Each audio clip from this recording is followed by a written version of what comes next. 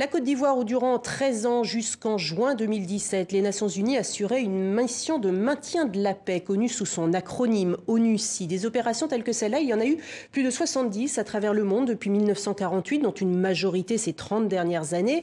Elles ont toujours été menées sous l'autorité du Conseil de sécurité et sous la direction du secrétaire général. Or, l'ONU, en tant que telle, n'a pas d'armée. Elle dépend des contributions des États membres, du personnel en uniforme qu'il faut former. Et on en parle justement avec notre invité Terbiche Tsensuren. Vous êtes agent civil, c'est important de le dire, de formation aux opérations de maintien de la paix de l'ONU. Et vous formez donc en ce moment à Paris, en lien avec la France, l'ONU et l'OIF, des militaires, des officiers supérieurs de pays contributeurs en troupes de ces OMP, opérations de maintien de la paix. Concrètement, que faites-vous et à qui vous adressez-vous ? D'accord. On est ici en train de faire une formation sur 2 semaines. Alors, on commence avec des modules de formation de base. On appelle ça le CPTM avec son acronyme en anglais. Donc, c'est une formation obligatoire. C'est un prérequis avant de partir. Donc, sans cette formation, on ne part pas sur le terrain. Donc, c'est pour ça et c'est important de former les formateurs nationaux, les pays contributeurs.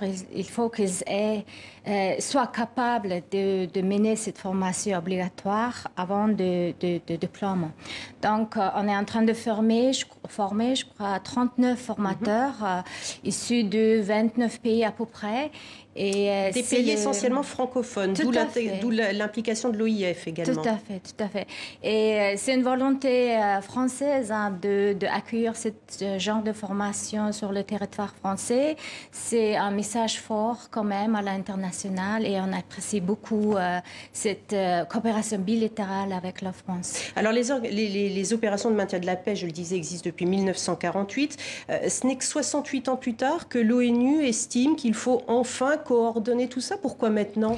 Non, on a quand même d'autres formations en français, mais 3 missions déjà sur 5 dites à haut risque sont dans les pays francophones. Et, il faut savoir Mali, MINUSMA c'est à Mali, MONUSCO au Congo et MINUSCA c'est Centrafrique. Donc pour pouvoir communiquer avec la population locale, c'est pas juste un simple souhait, ça devient comment on dit?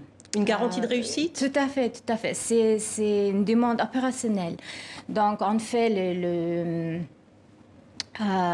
patrouilles et on travaille sur les activités. Mais c'est ce que j'allais vous demander. Quels sont les sujets abordés durant ces 10 jours de stage d'officiers, donc des hauts placés qui auront eux-mêmes à diriger des hommes par la suite? Est-ce qu'on est dans le pur opérationnel ou est-ce qu'on est également sur des thématiques transversales du style les femmes ou la protection des enfants ou la non-utilisation du viol comme arme de guerre? Tout à fait, les trois. On commence avec une formation de base, après on continue avec une formation spécialisée vraiment pour les officiers d'état-major et on termine avec un exercice intégré qui donne les stagiaires une possibilité de travailler vraiment en équipe pour résoudre des problèmes réels. Donc c'est une formation mixte avec une méthodologie assez pratique.